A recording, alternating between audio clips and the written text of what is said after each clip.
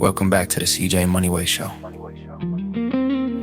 where legacy is currency and purpose is the blueprint. Today, we're stepping into the space where public health, personal empowerment, and storytelling meet. Our guest is Venchele Saint Dic, an accomplished author, a public health leader, and the founder of Pathway Coach Writing.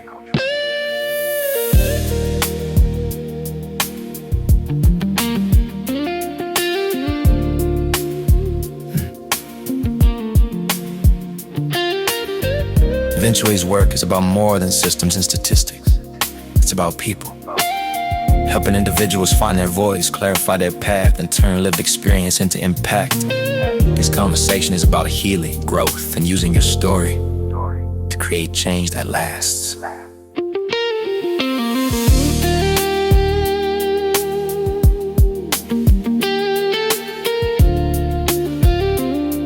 Venchele Saint Dic.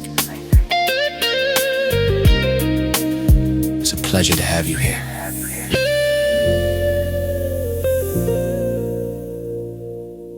Welcome to the CJ Moneyway Show.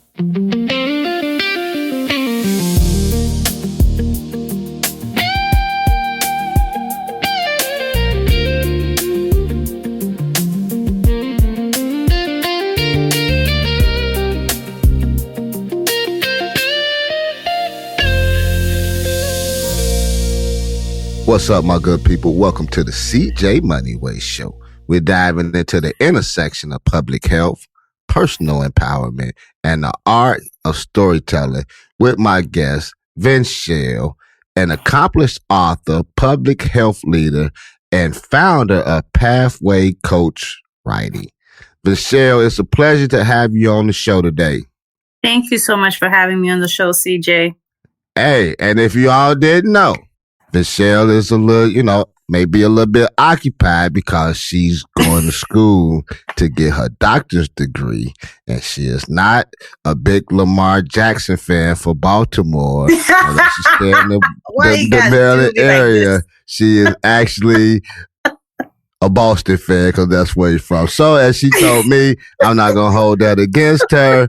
And that's how we gonna start this Moneyway Show off. So, Venchele, thank you for joining the Moneyway Show. I'm excited to have you here with me today. How you doing? I'm doing good. I'm excited to be here and talk about just, money, financial literacy. And the reason why I'm so passionate about the topic that we're going to discuss today is because, this is timely and relevant, right? With everything that's going on, I'm sure, people want to know how they can continue to set themselves up for success. Mm-hmm. And so that's why we're here. We're using this platform for good. So thank you for having me here.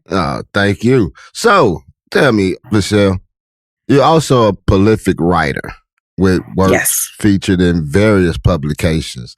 How do you see storytelling influencing public health initiatives? I see storytelling influencing writing from the standpoint of how it is used in the industry. And again, I'm one of these people, I think that everything happens in context. And especially now, I think that it is impacting it from a public health standpoint in terms of advocating more on what needs to be done and advocating more on how people can access, certain things that may be taken away from them. Yeah, and we're just getting on the brinks of things being taken away, and we're not going to talk about that. So let me ask you a question. I think it's more about, I think it's just like I said, when we talk about writing, we always got to put it into context. There may be situations where writing is being used in terms of, coming up with policy solutions. So that's something that I have noticed. Mm-hmm. And that I think is definitely going to continue to be relevant. So, Venchele, let me ask you, your writing, as you were just talking about, it covers topics like being resilient, mindfulness, and cultural identity. How does these things integrate into your public health work? Cultural identity and public health. Yeah, how does it integrate into what you're doing?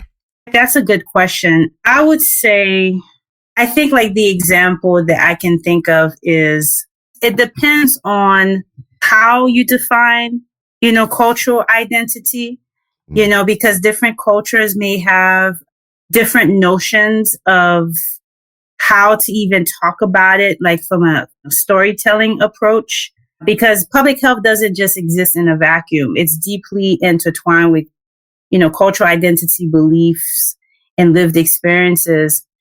I think that, for example, many diaspora communities, like, can experience, I would have to think a little bit more about that because I can think of it in terms of scenarios. Mm-hmm. So, for example, like for medical distress, in terms of like why historical trauma would shape, decisions. So one of the stories that I can think of is like of a young man who's a Black father who avoided taking his son to the doctor for checkups. Mm. And his hesitation was not personal, it was more generational because his grandmother was like part like of the era where the Tuskegee experiment was happening, where Black men were denied treatment for syphilis in a long-term government study. And so because of this, Marcus didn't trust, again, I'm just calling this person Marcus, but that's not the real name. But that young man didn't trust the healthcare system because there was a fear of hidden agendas. Mm-hmm. And I think like when I think of like the public health connection, the medical mistrust perhaps is deeply rooted in historical injustices like the Tuskegee experiment or unethical experiments on Black and brown bodies. Mm. And I think also it shows or it reinforces, findings from studies that show that communities of color may be less likely to trust doctors, which leads to lower vaccination rates, delayed medical visits, and untreated illnesses. That's one example I can think of in terms of your question. Yeah, that was a good one because you made me think about it too. And you brought it up just now about the vaccinations, like when COVID was going on and we had a lot of people, not only, on the other side, but a lot of us didn't want to, take the vaccination shots for different reasons. I think you just touched on that too, because of hereditary things, generational thoughts of things that was going on back in the day and people just not trustworthy of the health system. So that was a good point that you brought up. So let me ask you, Venchele, how do you tailor your coaching to individuals at different stages of their writing journey? So when it comes to tailoring my coaching to writing, it depends on where the person is, like in their writing journey. Mm-hmm. So the way that I would work with someone who is at the beginning phases, who probably may not have like an outline, would look very different with someone who has published, multiple books or multiple articles. And so for me, my tailored approach is just always to ask my clients like why they want to write something and who are they trying to cater to. Mm-hmm. So we have structured, we come up with, structured writing plans to sort of break down those large projects, like whether it's a book, a research paper, a blog series into manageable sections. And I also have to be mindful of making sure that the person is coming up with like a realistic writing plan, because again, working with someone who has children versus someone who doesn't have many responsibilities is going to take a different toll on them. So I always ask my clients to be mindful of where they are in their process and how much they can give to the work. Mm-hmm. So even with that, and I didn't have this, but we touched on something earlier. I kind of heard it in the conversation. So let's just say with writing a financial plan, or if you were dealing with somebody in the financial aspect, how would that differ from, storytelling writing? Like, how do we separate the two? I think we can separate the two. When it comes to finances, there is a difference because, like, for me, I'm looking at it from the standpoint of, actually, it's not that different because both of them, you have to come up with like a set goal. Mm-hmm. You always got to know what is the outcome that you want to achieve. And so even when I think about instilling financial literacy in children, one of many goals could be sustaining generational wealth. And how would you be able to do that? Just like in writing, you would have to come up with a plan. If we're going to use that example to discuss strategies, I would have to discuss strategies for parents to teach their children about money management, such as involving them in budgeting discussions and, setting up saving accounts. And it would be tailored again based on where the child is in their process. So the way that I may explain it to a 5-year-old may be very different than someone who's a teenager. Mm-hmm. And so I don't think that there is much a difference, because for both of them, you would have to come up with a plan, so that you can leverage your money, you can make the money work for you and not let the money control you, and lead you down a path that doesn't serve your higher purpose. Mm-hmm. And I think that's where, when we're talking about financial literacy, one of the things that I had to do as I learned to better manage my money was, to get some level of understanding of financial principles, right?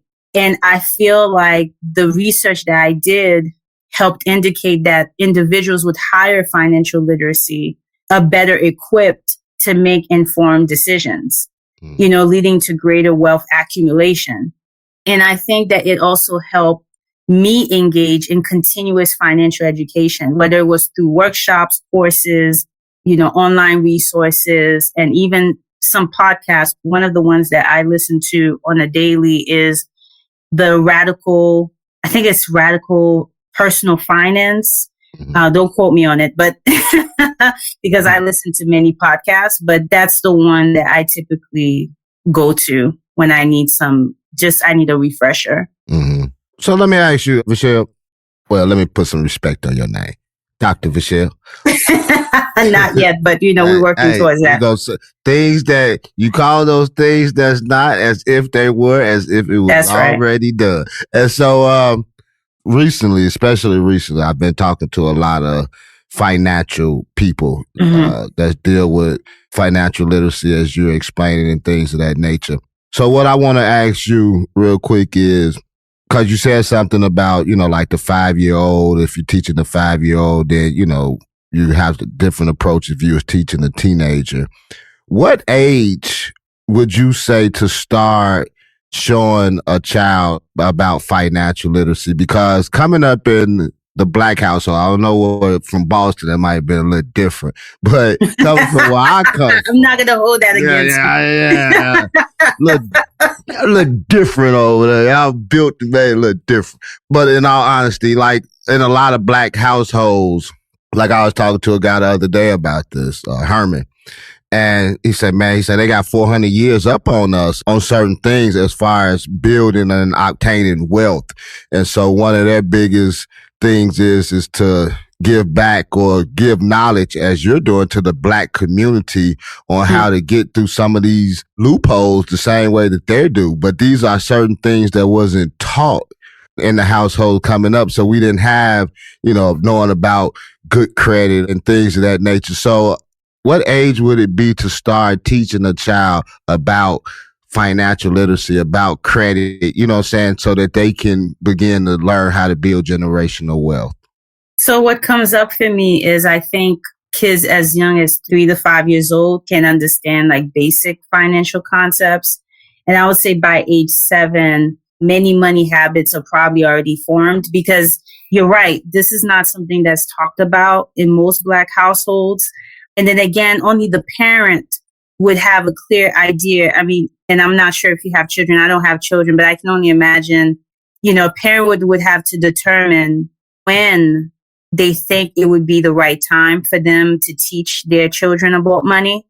Parents know best. That's what I would say. But for me personally, I would say as young as 3 to 5, as we were talking, when I'm thinking about in terms of steps, for that age group, you definitely want to use real money, like giving them physical coins and bills to touch and play with. Let them sort, count, and compare values. There's also too, like I've seen people do like a play store at home, like you set up like this pretend store where they buy toys using like play money. Monopoly, I don't know if you've ever Monopoly money to Come on now. Only people in Boston. It ain't just people in Boston that know about Monopoly now. Don't do that. Don't insult my intelligence there, Miss Dr. Venchele. Don't do that. No, I'm not. I'm just, because sometimes when I say, people just give me like the look. And so I just wanted to make sure we were on the same page. And then another way that you can introduce them to saving, to make a distinction between saving versus spending, you can give them like a piggy bank and explain that saving money helps them get something special later.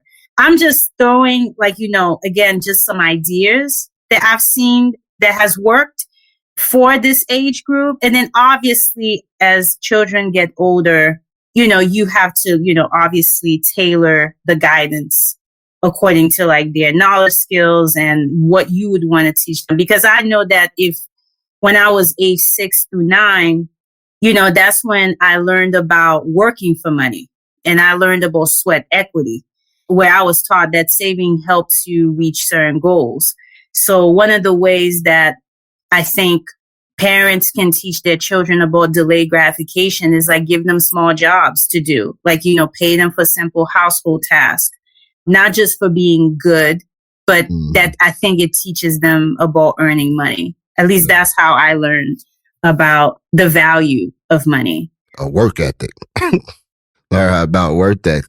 Yes, definitely about work ethic. That's one thing. I don't care. It ain't just the young generation, like, I don't know the Z's, X's and all that, but I ain't talking about just 18, 19 years. I'm talking about 34, 35, 36-year-old. A lot of people in this area, they do not know about work ethics. You know what I'm saying? Like I've been working since I was 16 years old. And so it's a difference between when somebody's been working their whole life and then when somebody get a job and they just, it's like, okay, I'm just here, but don't want to do no work because these things right here, this is work. And so this is what they feel like you should be doing at work, just on your phone all the time. But I brought this up to show you something, to prove a point to you, Miss Dr.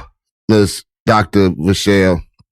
Not only do I know about Monopoly, not only do I know about Monopoly, Miss Venchele. You'll be surprised. I'm actually playing it, if you can see it, on I my can see phone. it. I can see it. Yeah, I'm actually playing it on my phone, on the mobile app, on the iPhone. That was such a good guess. You'll be surprised. Some people have never played Monopoly. Yeah. And I was shocked. Check out the movement.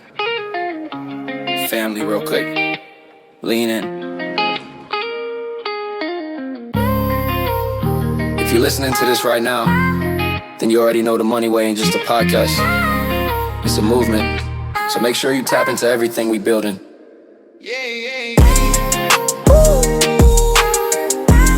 It's a Money Way moving music.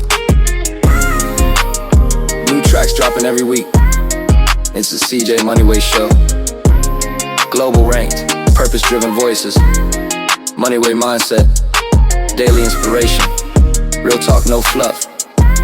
You can find it all right now on Instagram, YouTube, and everywhere you stream. Just search out your Moneyway. That's where purpose lives. That's where the next level starts. And that's where we leveling up. Together. Now let's get back to the show. Because it's fake money. People in Boston play with real money. They play with the Monopoly board for real. They was going to Atlantic City right around, on the East Coast over there. There was real money going on. Not no play money where you put the money under parking and then steal it. Whatnot, trying to cheat. So let me ask you, Venchele, back to the writing tip. How do you tailor your coaching to individuals of different stages of their writing journey? So as I've shared with you, I think one approach is coming up with like a structured writing plan, depending on where the person is in their writing process. So for novices, We would start with an outline and try to flesh out the ideas as much as we can. And it would depend on the type of project. So I know for new writers, perhaps in this case, we would focus more on confidence building, like idea organization through these outlines, and then also trying to build a writing habit. So focusing more on writing consistency. And that's where I'm going back to coming up with like an outline where I would help like a first time author, for example, outline their memoir. For intermediate writers, what I typically do with them is work on voice development, like structure and then storytelling techniques. One example I can think of is when you are working with a professional who wants to start blogging, but they struggle with structure. And that's where I would have to teach them about grammar, syntax, the elements of style. For advanced writers, depending on the experience level, because even advanced writers like struggle with writing too, because you have to go through it's an iterative process, and then they have to go back and revise, review like what they wrote multiple times. And so I typically would provide strategic feedback and then publishing guidance.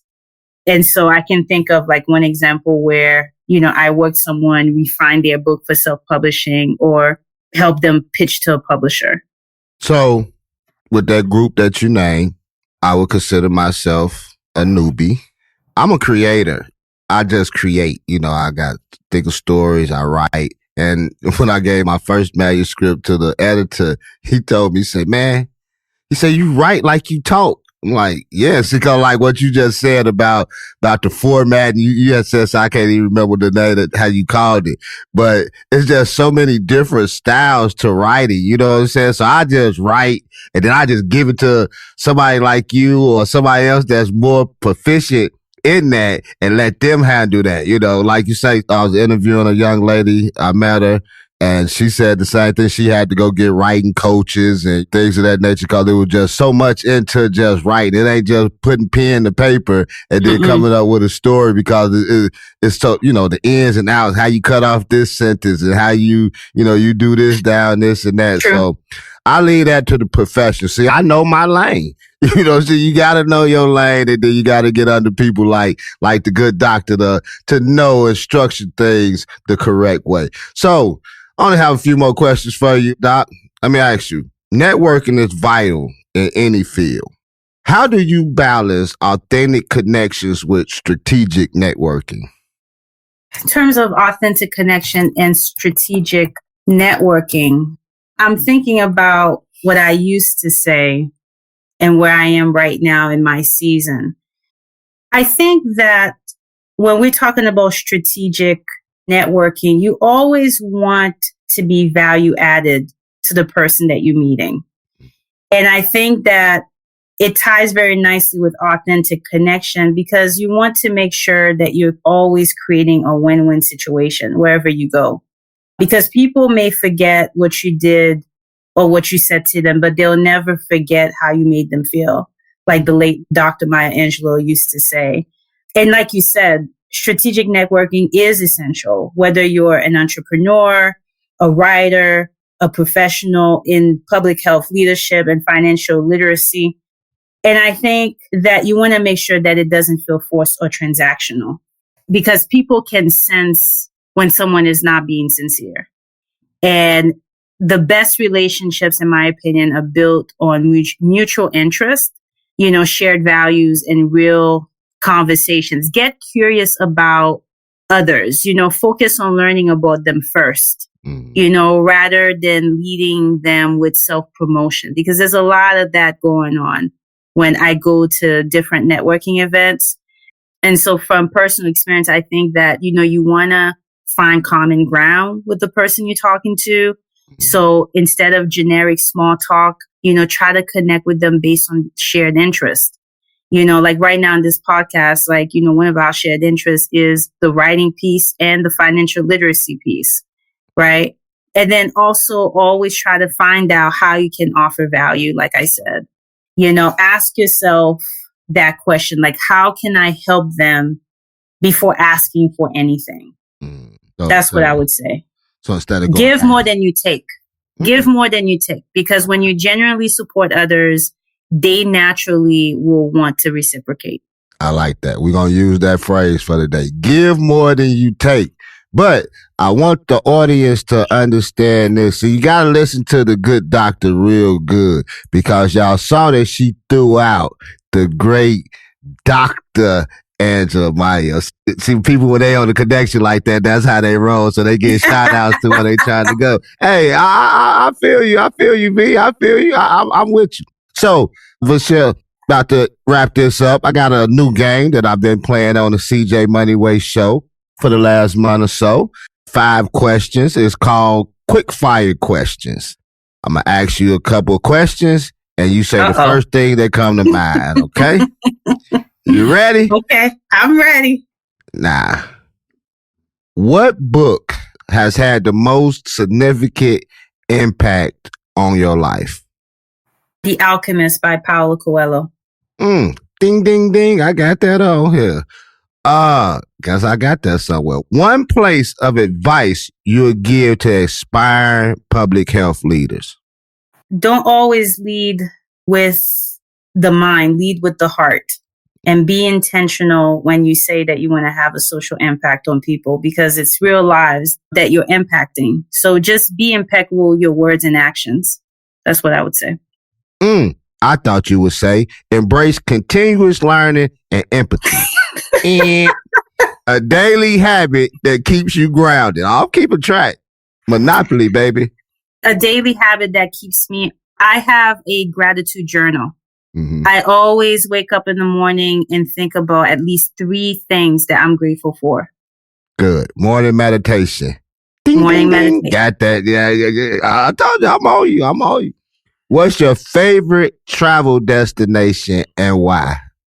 I would have to say France, because I'm a native French speaker. And so who wouldn't want to sit and read a book while overlooking the Eiffel Tower? So it's a romantic city. So I love France. I would say also, too, it's a tough question because I love Italy as well. But that's for another episode. now, which one is Senegal in? Because I ain't been in neither one of them. France or... Charles de Gaulle. Senegal? Seneg. I'm drawing a blank. But Charles de Gaulle, that's in France. Okay, so that's what because it's rich for its culture and history. Okay, I give you that one. So I'm on you, V. I'm on you. One word that describes your journey so far? I would say resiliency. I mean, I'm someone who knows how to pick myself up with the grace of the Lord each time that life tries to knock me down, because there will always be temptations. I'm saying this as a believer. Even as a believer, I'm not immune to bad things. Bad things can also happen to good people. And so I always stay humble. That's my motto. I stay humble and I never get too comfortable, and don't take anything or anyone for granted. So I would say resiliency. I wouldn't be where I am today if it wasn't for the communities of people who have been put in my life to be where I am, including my amazing parents. And then, of course, the Lord himself. Amen. Amen. And I thought you would have said transformative, but I take your answer. What you just said is true. I got another podcast, Plant Seeds with CJ. And I was just working on a piece the other day, alluding to what you say, regardless of where you at in life, whether you are Christian or, you walk in this walk and the faith. I was reading, I think it was in James, where he was talking about where none of us is immune to, sin. We've all, been to sin, and he was talking about the tongue. Because how do we get into such? He said, this small thing that's in our mouth. He said, men and tame, beasts and tame, things of the field and everything. He said, but the one thing that man has not been able to tame is this tongue, this small thing that ravaged fire in our mouth. So as you were saying, I was listening because at the end of the day, every day, we always working on something. You know what I'm saying? We always working because, as you were saying, it's not being tempted because we always going to be tempted in life. It's the yielding to temptation. So When Yes. do you get to that point where you stop yielding to the things that you used to yield to? When you stop going to the places that you used to go to? When you stop being tempted to go there? Or like me, one of my biggest things was with women. And, you know, I was tempted because the enemy knew my desires, because temptation is all about your desires. And like you say, I love these type of topics, and we'll save that one for another day, because we can go on and on about that, because I love the word of the Lord. But, you know, that also ties in with what we've been talking about in our conversation, because when we talk about when do you stop yielding to temptation, which is a powerful question, it's really also understanding discipline, boundaries, and growth. And that's something you also need when it comes to managing money and also even getting started with your writing journey. Yeah. And then we'll just end it on this, because as you were saying, it ties everything in, and this ties it all in. It says, seek ye first the kingdom of God and all his righteousness. And all these financial literacy, all this writing that you want to do, all this generational wealth that you're looking for. He says, seek ye first, and I will add all these things unto you. So keep that in mind, you all. Hey, I've been out here with the good Dr. V. Hey, thank you for sharing your insights and experience with us today. Your work with public health and dedication to empowering others through storytelling is truly inspiring. So, Dr. V, leave us on this note. What can we expect from you in the upcoming months? Any new projects, anything on the horizons? So I think for me right now, I am trying to think of some other writing projects that I can do. And that's aside from helping my clients, because I'm a firm believer that I'm not going to teach something to someone that I haven't gone through myself. Mm-hmm. And so I'm trying to find additional ways to acquire new skills and continue to deepen my knowledge in the writing, editing industry. And so that's where I see myself like just focusing on in the next few months for sure. Girl, you are a woman of word. Because what the Bible say, how can you get the planks out of your brother's eye if you got planks in your eyes? So I can't teach you something that I don't know myself. And so that I struggle with. But let's, V, social media outlets, social media links. Yes. So people can find me on LinkedIn, Instagram, and other social media channels. And obviously you should visit, my website at www.pathwaycoachwriting.com to learn more about my mission and my movement, if you will, in helping people find their voices. Be sure to send me all your links so the listeners can find them in the show notes, and so that you can follow her on Pathway Writing. Go get your consultant. If you're out there trying to get a book together, go holler at the good doctor. To our listeners, although she stay in Maryland, and a Boston fan, we not gonna hold that against her. To our listeners, if you're interested in learning more about Venchele's work or Pathway Writing, check out the links in the episode description. Don't forget to subscribe to the CJ Moneyway Show for more inspiring conversations. Until next time, keep striving for excellence and empowerment, and empower those around you as well. This is your boy CJ Moneyway with the good doctor. We out of here. Peace.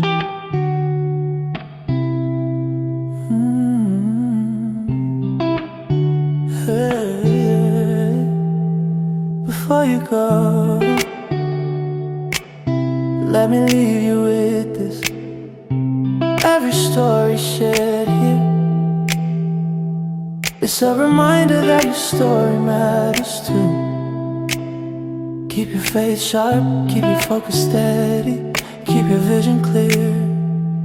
And if this episode gave you wisdom, hope, or a push forward, share it with somebody you love. Tap in with me on all platforms, Edge Moneyway, and stay locked into the movement, because God's not done writing your chapter.